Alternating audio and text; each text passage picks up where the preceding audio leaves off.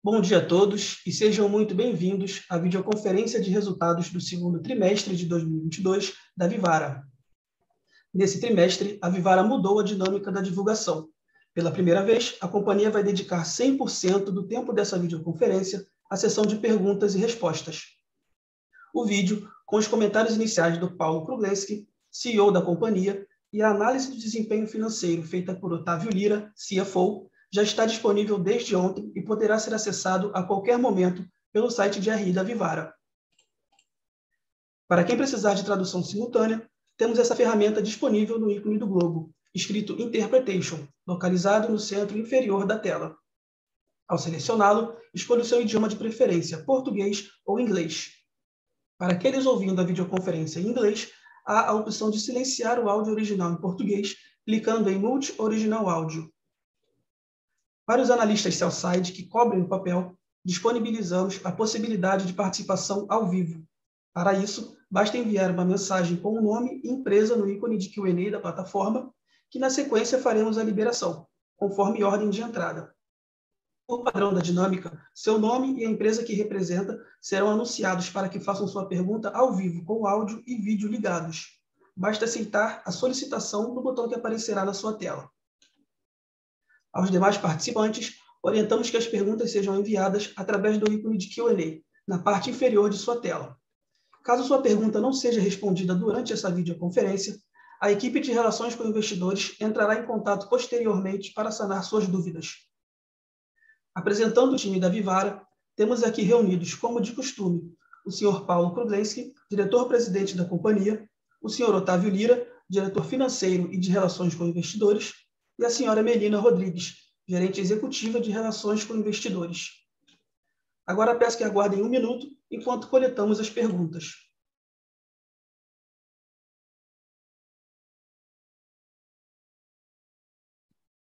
Bom dia a todos. Aproveitando aqui esse momento que a gente está coletando as perguntas, primeiramente queria agradecer a presença de todos. A gente está muito feliz em poder contar aqui com vocês nessa divulgação de resultados aqui de um primeiro semestre onde a Vivara apresentou um ganho expressivo de market share e de crescimento. E agora o foco da Vivara para esse segundo semestre é força total nas vendas, nos eventos de fim de ano.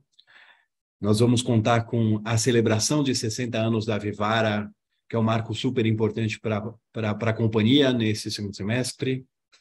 Um foco em qualidade de treinamento para garantir também um nível de serviço de excelência, melhorias no ponto de fábrica, processos de qualidade, eficiências. E a gente está muito animado e confiante para entregar esse segundo semestre com a mesma qualidade que a gente entregou o primeiro e os resultados que a gente vem entregando desde a abertura de capital.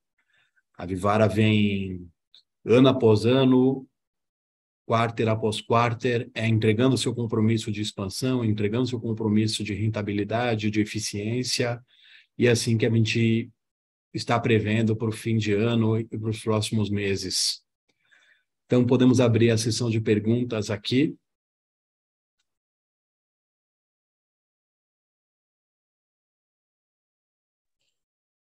Perfeito, vamos iniciar a sessão de perguntas e respostas.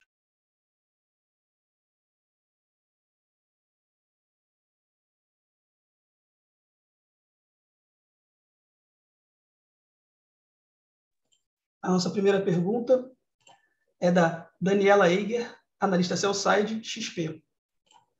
Daniela, enviaremos um comando para habilitar seu áudio e câmera. Por favor, peço que aceite para entrar conosco ao vivo. Daniela? Já está aqui. Já estou aqui. Obrigada, pessoal. Obrigada por pegar minha pergunta. Parabéns aí pelo resultado.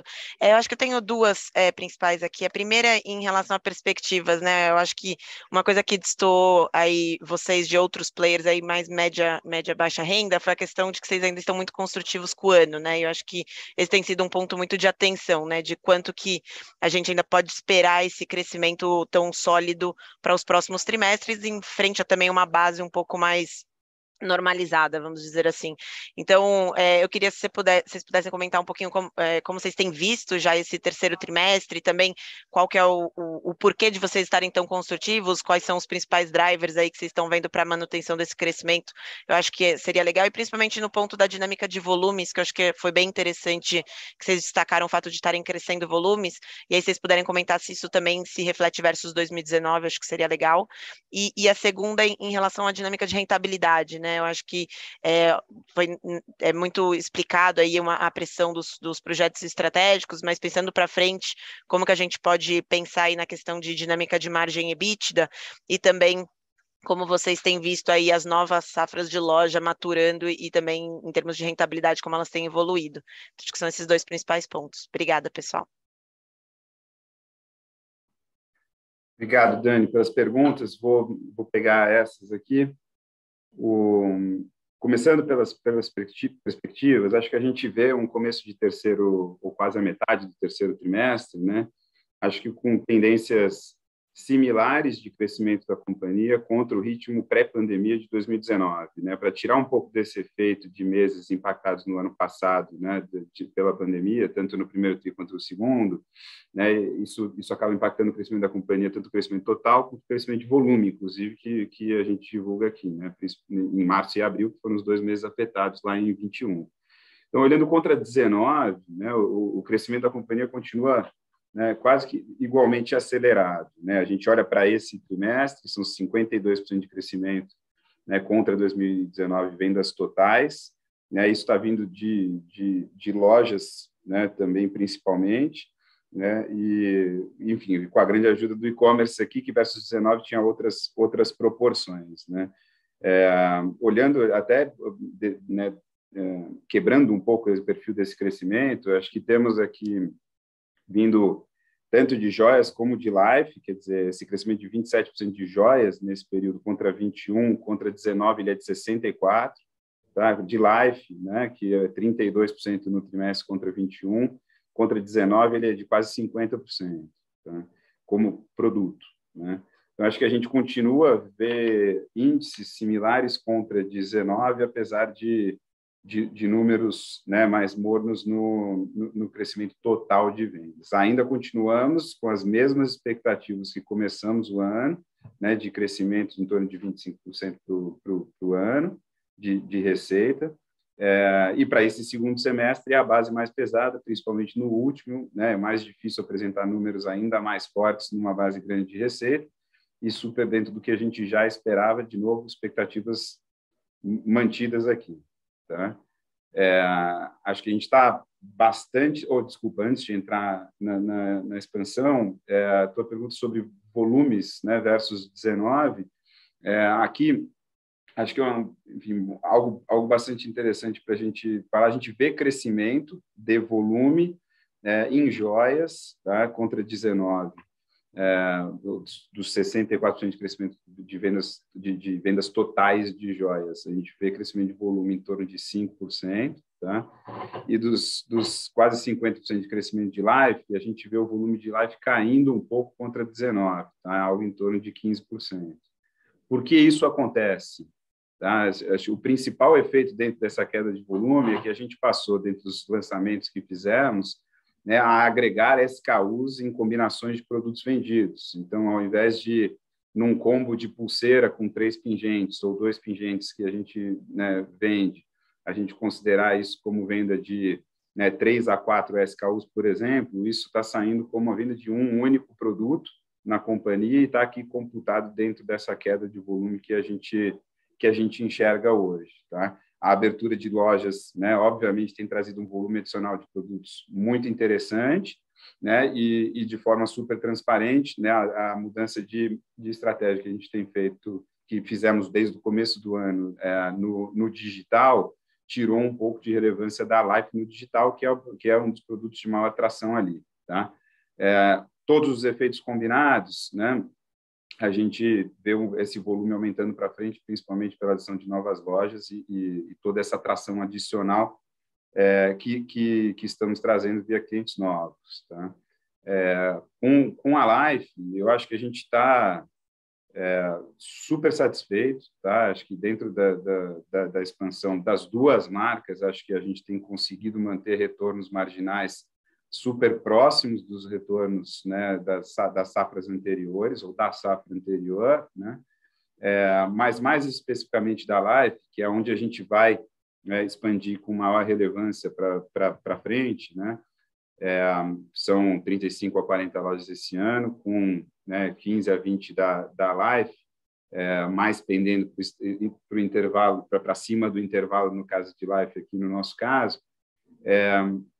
E para o ano que vem a gente ainda deve pender mais um pouco para a Life, visto esse desequilíbrio de retorno positivo que a gente vê ali. Tá? Então, acho que, entrando um pouco mais nos específicos aqui, a gente está triplicando o número de lojas quanto o ano passado, quase quadriplicando a área de vendas, né? E aumentando a venda por metro quadrado em 10%, mesmo assim. Tá? Então, acho que essa combinação da Life, de fato, com a adição de portfólio que temos feito, tem sido super, super assertiva e já está rendendo frutos, né? A gente tem visto um atingimento médio de maturação de loja, dadas as expectativas iniciais que tivemos ao aprovar essas lojas aqui em comitê, de algo em torno de 75% da curva no primeiro ano, tá? O que é bastante acelerado também.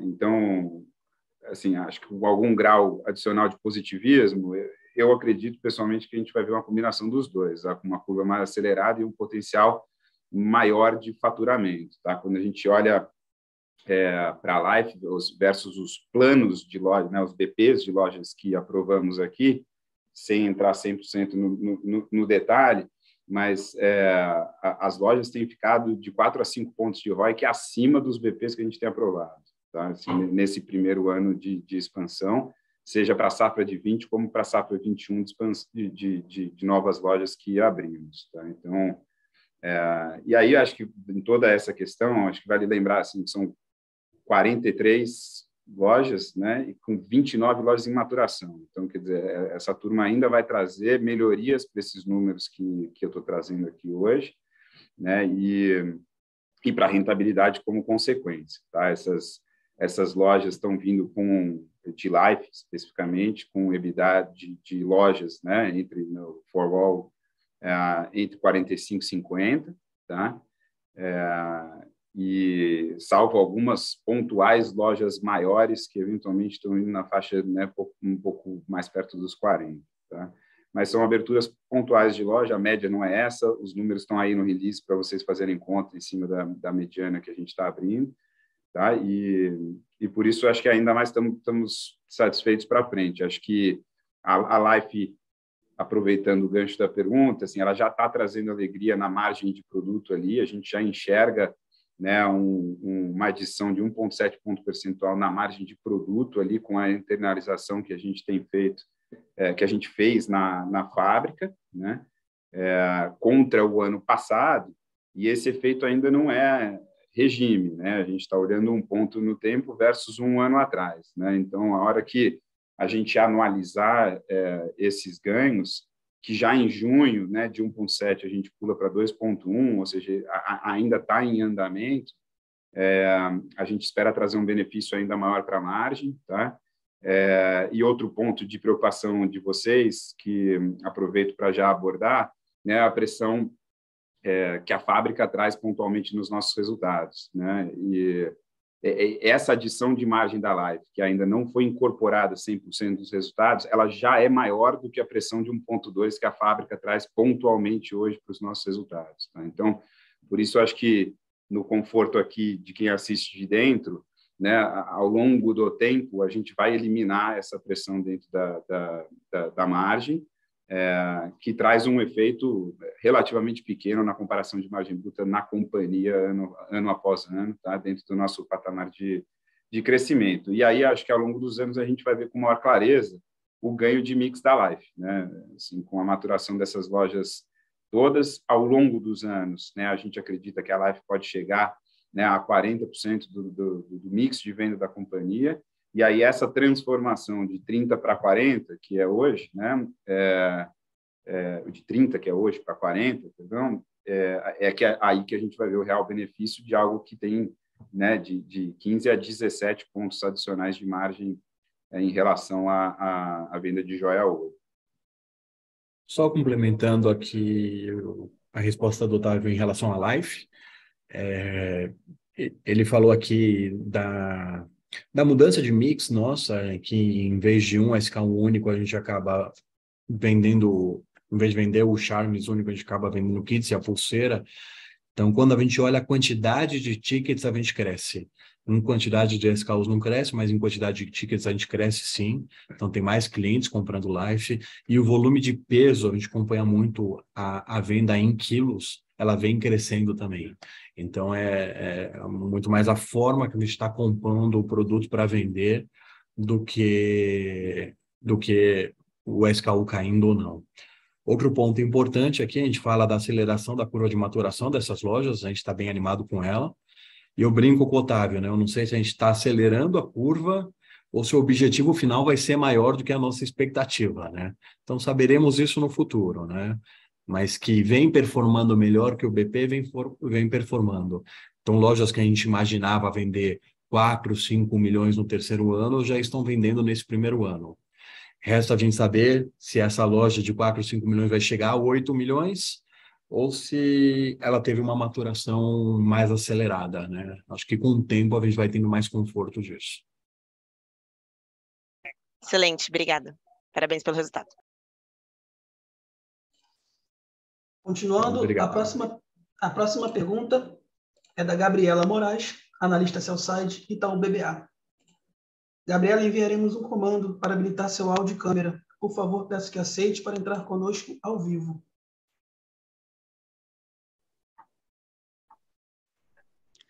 Bom dia, pessoal. Obrigada por aceitar a pergunta e parabéns pelos resultados. Aqui do nosso lado, a gente tem duas perguntas, né? A primeira é a respeito de canibalização.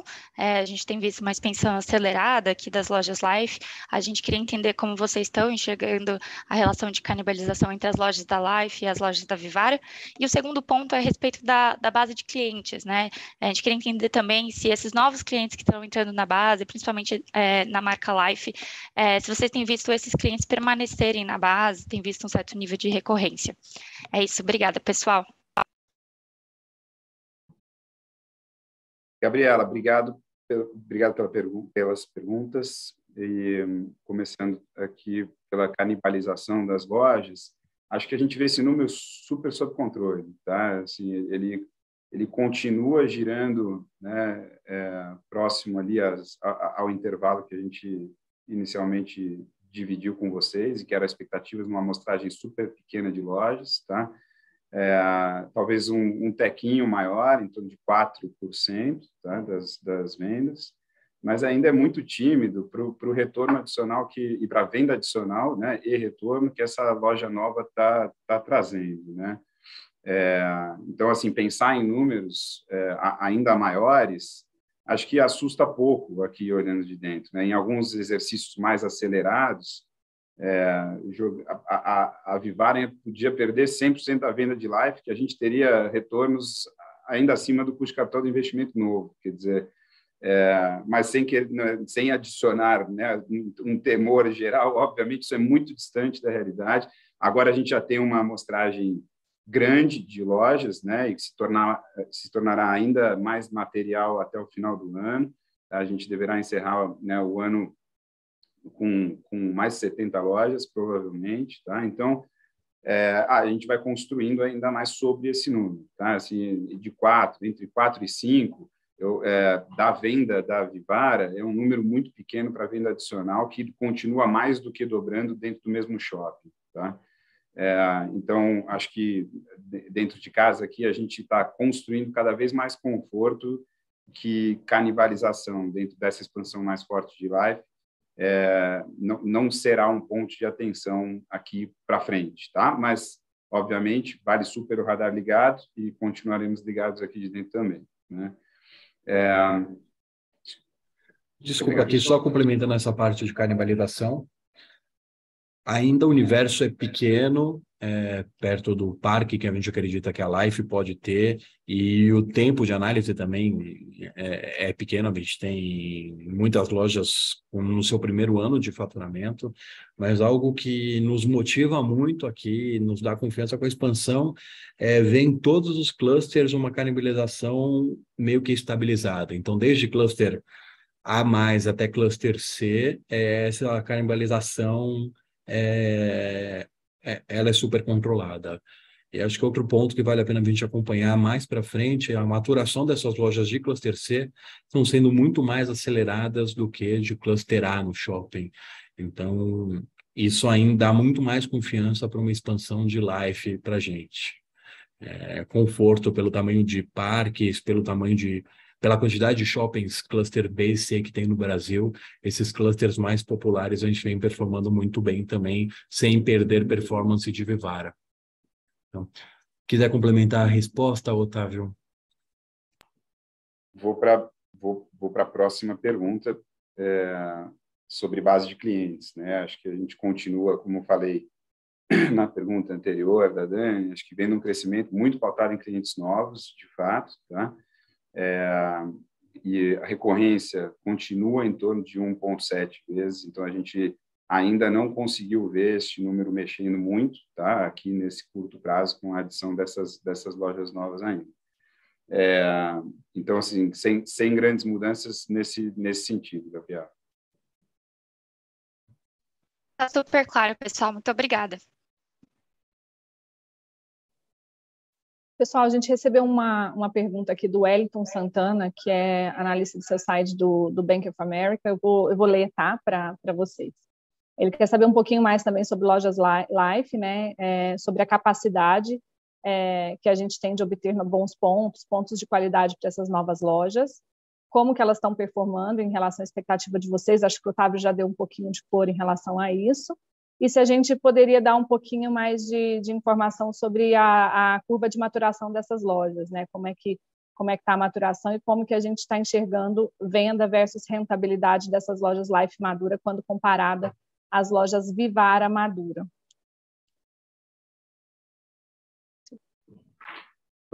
Vamos lá. Obrigado, Wellington, pelas perguntas. Eu confesso, eu já tinha lido suas perguntas e procurei endereçar parte delas ali junto com a resposta da Dani, então vou complementar aqui o que eu já falei, né? Eu acho que, começando pelo primeiro assunto, que é a capacidade de obter novas lojas, né? Acho que conseguimos abrir um número pequeno de lojas agora no primeiro semestre, frente ao desafio de expansão que a gente tem para o ano. Tá, com o conforto da gente já ter 100% dos contratos de expansão do ano fechados, com o lead time de abertura, né, que temos aqui para execução, a gente tem o tempo certinho para abrir todas as lojas dentro do ano. Tá? As aberturas do terceiro trimestre já serão muito mais relevantes em relação ao volume que fizemos, obviamente. E aí sobra um número um pouco maior para o último trimestre, de um pouquinho mais de 20 lojas para a gente abrir ali entre outubro e novembro. Tá?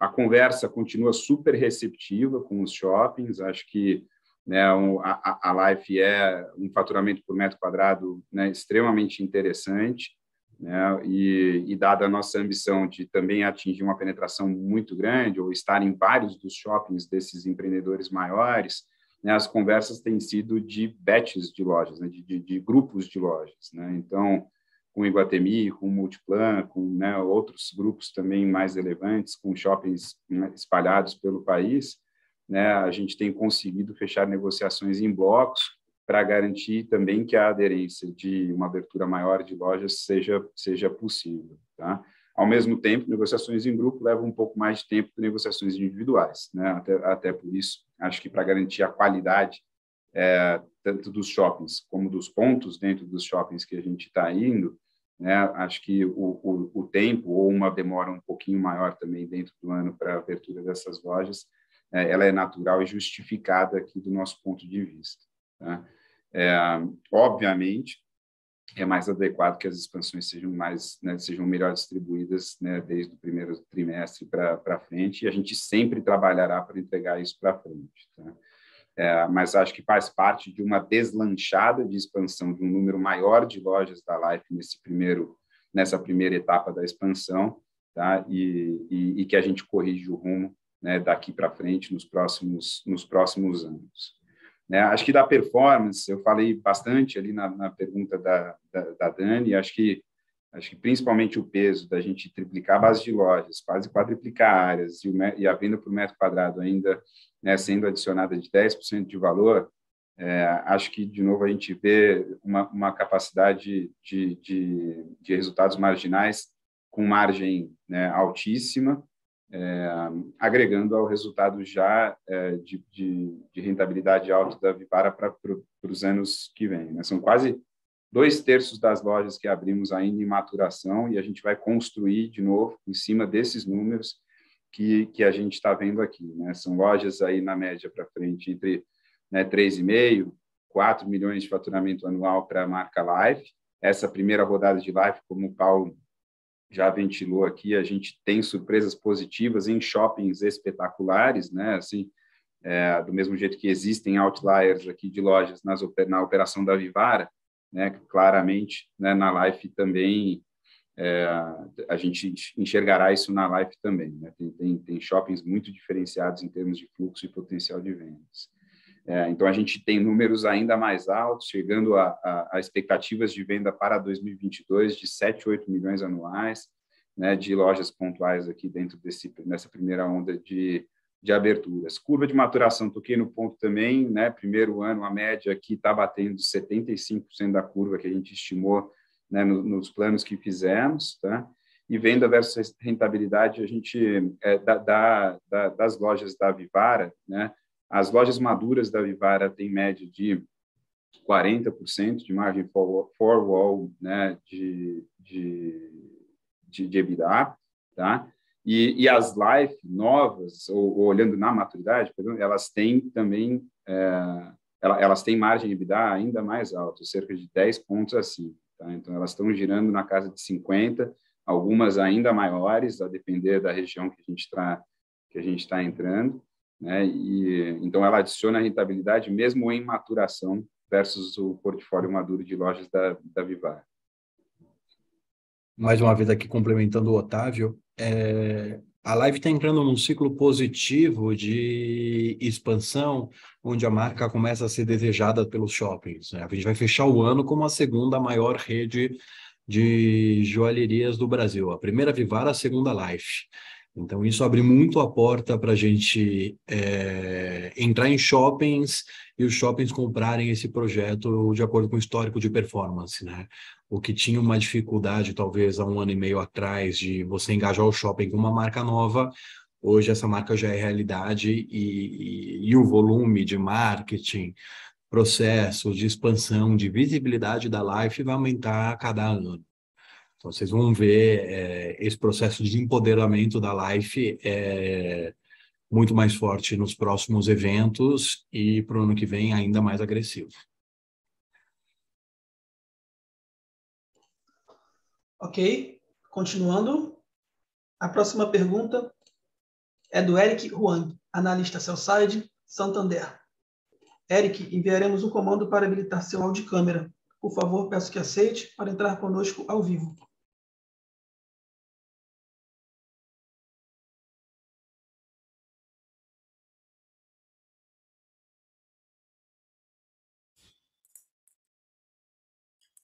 Bom dia, pessoal. Obrigado por pegar nossas perguntas.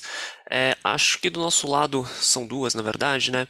Uma, acho que a gente tem visto aí bastante evolução de Life, né? Se vocês puderem comentar um pouco sobre como que tem evoluído, né, o mix, principalmente essa quebra, né, entre Moments e a parte de coleção mesmo, acho que seria um dado bem interessante para a gente entender como que tem sido aí a venda. E uma outra pergunta, aqui mais olhando para a plataforma do e-commerce, né, que vocês estão aí fazendo todo o processo de migração, o que vocês podem esperar, o que a gente pode esperar, né, em termos de aceleração de vendas, uma vez que a plataforma esteja rodando aí full, e também entender se isso pode trazer aí uma alavancagem adicional de vendas para a Life. Essas duas perguntas. Obrigado. Eric, obrigada aí pela sua pergunta. Eu vou pegar essa devolução do mix e o Paulo vai depois falar um pouquinho do e-commerce, tá? Acho que em relação à evolução do mix, a gente tem visto a categoria Moments, né, que para quem não conhece é aquela categoria de charmes, ali, pulseiras e pingentes, ela vem caindo a participação nos últimos anos de forma recorrente, tá? Isso, em parte, combina um pouco com a estratégia de aumento de mix que a gente tem feito nessa categoria, né? A gente tem investido bastante na composição de um mix com mais valor agregado, mix com pedraria, mix de coleção, e isso tem se refletido bem nas vendas. Acho que pela primeira vez esse ano a gente viu a categoria de coleções dentro de Life passar, em termos de participação, a categoria de Moments, o que para a gente é um gol super interessante aqui, porque esse produto é um produto mais rentável, é um produto que a gente tem mais flexibilidade de repasse de preço, é um produto mais diferenciado, né, quando você compara com outros players também de prata. Então, uma entrega que a gente tem comemorado bastante aqui, que era o que a gente buscava ali quando a gente pensava no empoderamento e na composição de mix dessa categoria. Tá? Acho que é um pouco disso que a gente tem visto agora no último semestre. Acho que o Paulo vai falar um pouquinho agora da nova plataforma de e-commerce. Falando um pouco da estratégia da implantação da nova plataforma, hoje já 20% do fluxo do site já está na nova plataforma. A gente optou por uma migração, não um Big Bang, mas sim um rollout mais estruturado. E o que a gente, vocês entenderem um pouco, a gente replicou a estrutura de layout de um site antigo para o site novo. Esse site novo, só de ter a velocidade e ter uma tecnologia mais avançada, ele já aumenta a conversão. Tá? Então, os primeiros números aqui quentes para a gente já vê um aumento de conversão, independente das melhorias de jornada.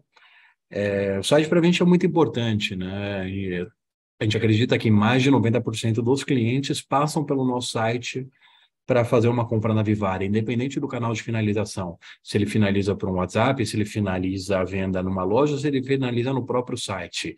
Então, esse fluxo, essa jornada de omnicanalidade para a gente é super importante. E tem um pacote de melhorias aí já saindo do forno depois dessa primeira onda, quando a gente migrar 100% do site, que deve ocorrer até o fim do mês que vem, a gente começa a entrar com melhorias de jornada e experiência para o cliente. Desde busca de produto, integração, upsell, cross-sell, exposição de produtos e ter uma vitrine mais randômica com tecnologia. Então, a gente está super animado, o time de desenvolvimento de tecnologia, o time do site está trabalhando bastante para isso, e a migração está sendo de uma forma bem estruturada aqui. Deixa eu só complementar, Paulo, alguns itens aqui. A gente já reduziu, com esses 20%, né, a gente já reduziu o tempo de carregamento pela metade, tá? Então, assim, está muito mais veloz o site novo. A taxa de rejeição já está 400 bips menor ali do que a gente via na plataforma anterior. Então, esses indicadores estão dando bastante conforto para a gente seguir com o aumento de migração de tráfego, né, para a plataforma nova. Então, depois do Dia dos Pais, aí a gente intensifica treinamento, né, de loja para a operação Omni, e aí inicia a pausa da plataforma antiga para que em setembro a gente vá integralmente go live para o novo site da VTEX, tá?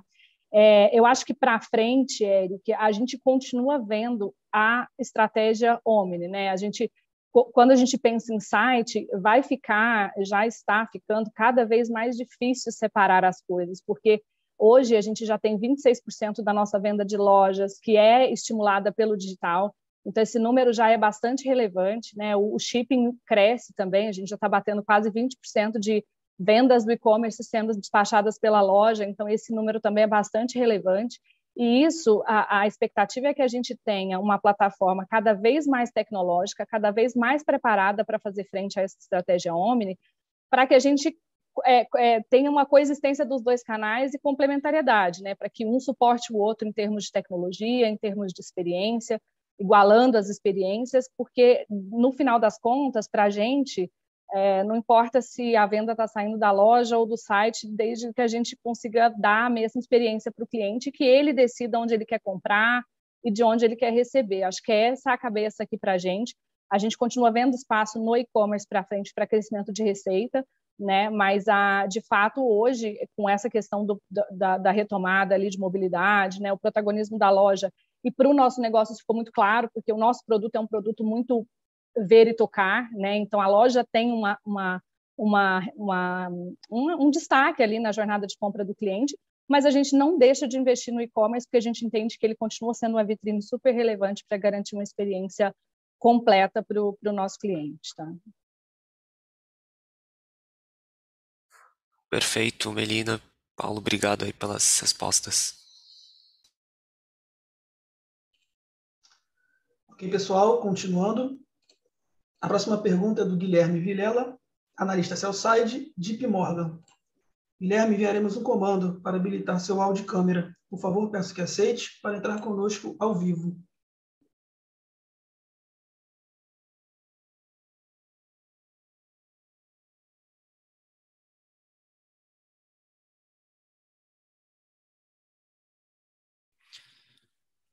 Oi, Paulo, Otávio, Melina, tudo bom? Eu queria que vocês comentassem um pouquinho mais a respeito da expansão de lojas, né? Como elas vão estar distribuídas em termos de localidade no Brasil.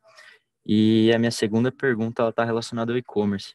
Se essa queda de 14% ela está ou não relacionada com a queda, aliás, com a mudança de plataforma no e-commerce.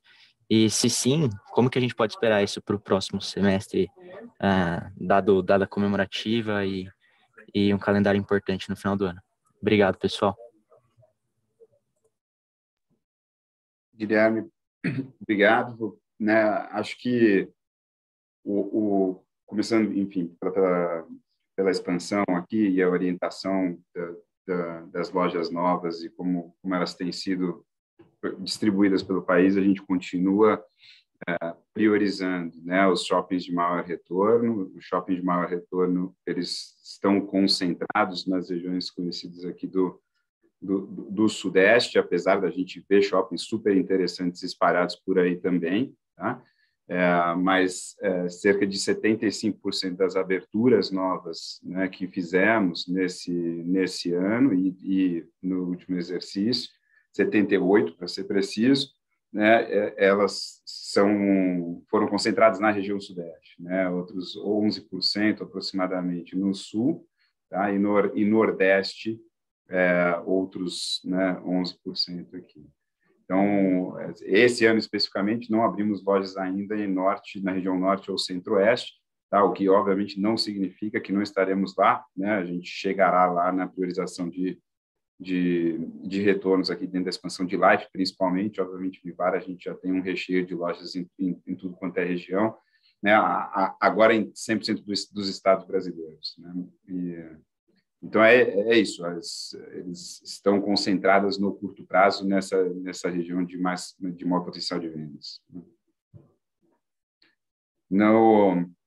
A queda de vendas do e-commerce, né, ela não é causada pelo sistema, ela já veio ocorrendo desde janeiro desse ano, né, em função da estratégia que dividimos ali já no call passado, da gente se desintoxicar de promoções, como o Paulo, né, usou, né, de palavras ali no último call de resultados, e basicamente assim, estar um pouco menos presentes nas campanhas muito promocionais, né? Isso eu acho que no curto prazo ele pode trazer algum efeito aqui de restrição, né, de vendas, em especial na Life, né? Até por isso falei antes que no canal digital a Life continua, né, sofrendo um pouquinho mais, assim como sofreu no trimestre passado, mas isso também entrará em regime e é super positivo para a rentabilidade do canal como um todo,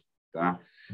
Como o Paulo falou e a Melina reforçou, acho que os primeiros sinais de plataforma nova, né, são super positivos, tá? Rapidamente e ainda em fase de testes, a gente já bateu a conversão do ATG, né, que era o sistema anterior, entre outros benefícios que a Melina já mencionou, tempo de carregamento, né, taxa de rejeição menor, né, e uma experiência maior, acho que uma experiência melhor, né, acho que qualidade de imagem, algoritmo de sugestão de produtos, né, outros potenciais de melhoria, que algum deles virão, né, nessa segunda onda que Paulo mencionou.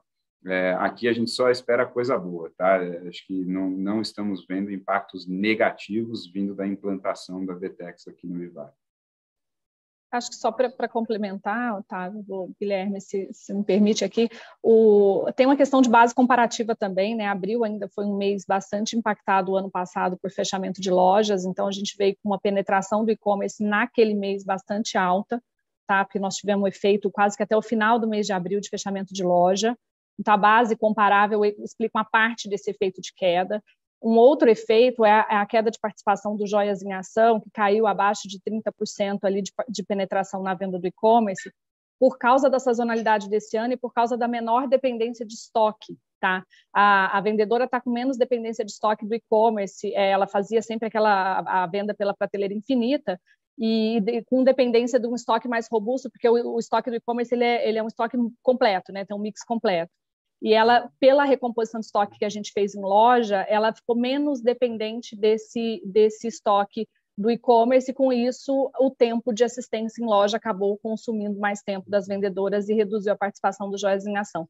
Então, esses dois efeitos também justificam um pouco dessa queda de 14% da venda do e-commerce, o que não nos preocupa, como o Otávio falou, que tudo dentro aqui do esperado. Tá bom? Tá certo, muito obrigado, viu, pessoal? Ok, pessoal, continuando. A próxima pergunta é do Rafael Teixeira, analista sell-side. Rafael, enviaremos um comando para habilitar seu áudio e sua câmera. Por favor, peço que aceite para entrar conosco ao vivo.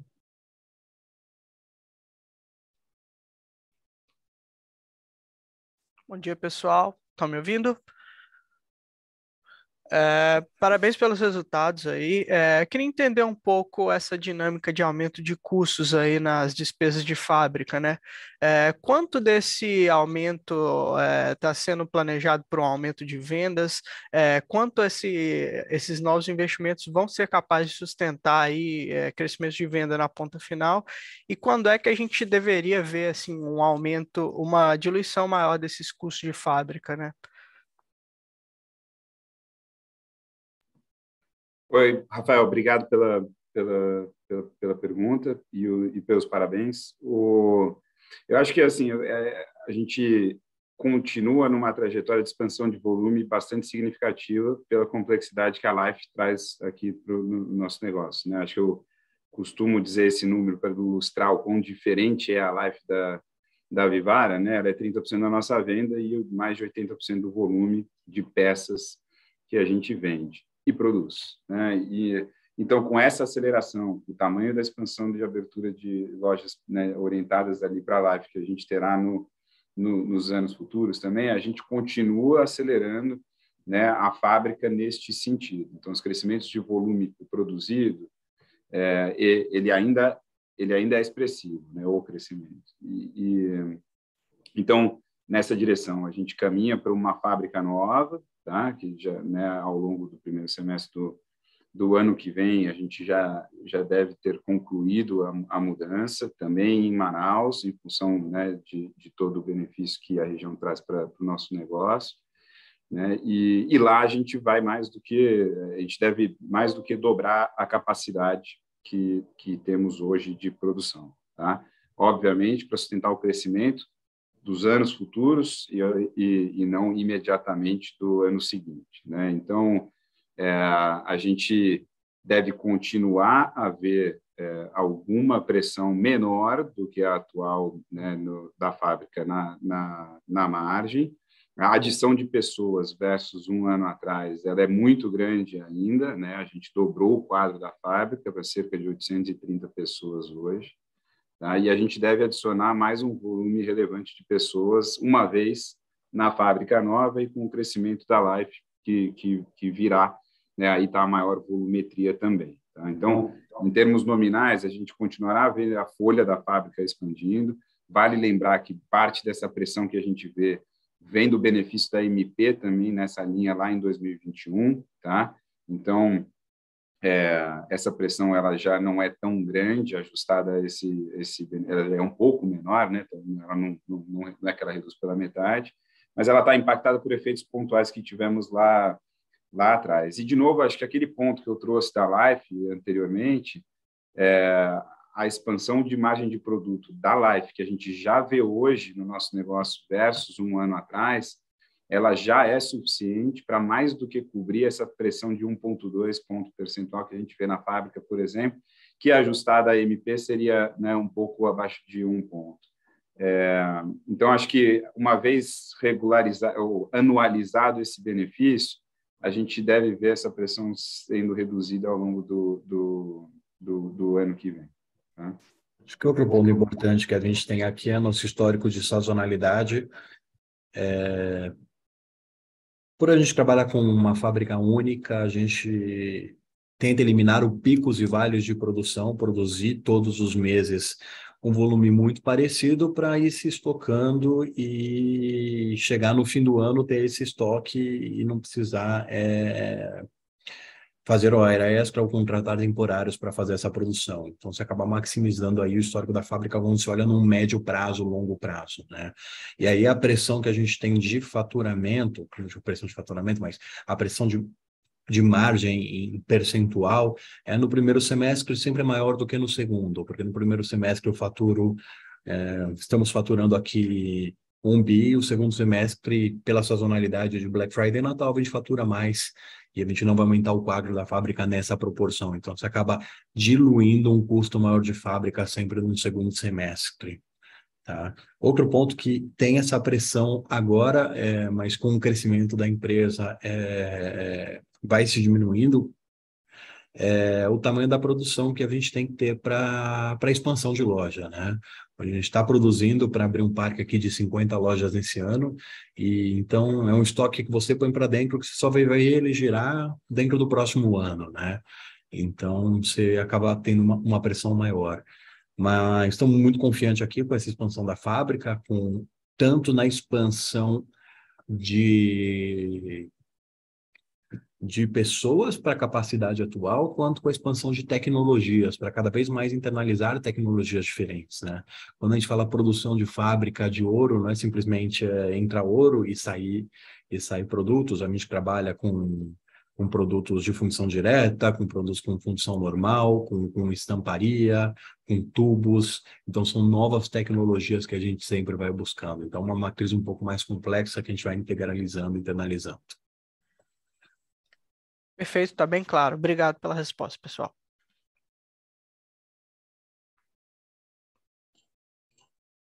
Não havendo mais perguntas, encerramos a sessão de perguntas e respostas. E agora gostaríamos de passar a palavra para o senhor Paulo Kruglenski para as considerações finais da companhia. Senhor Paulo, pode prosseguir, por favor. Muito obrigado, pessoal, aqui pela presença de todos. Particularmente gostei bastante desse modelo da gente disponibilizar os comentários sobre a apresentação juntos e a gente focar muito mais na discussão aqui de perguntas e respostas. Acho que a gente conseguiu ter uma qualidade boa e um volume maior de perguntas e respostas. Um modelo que a gente pode adotar para próximas. Queria o feedback de vocês junto com a Mel, o que vocês acharam que pode evoluir. E contamos muito com vocês aí para os próximos eventos. Possivelmente teremos o Vivara Day também se aproximando, então de imediato já convido vocês e muito obrigado, até a próxima. Obrigada, pessoal, bom dia. A videoconferência de resultados da Vivara está encerrada. O Departamento de Relações com Investidores está à disposição para responder as demais dúvidas e questões. Muito obrigado aos participantes e tenham um excelente dia.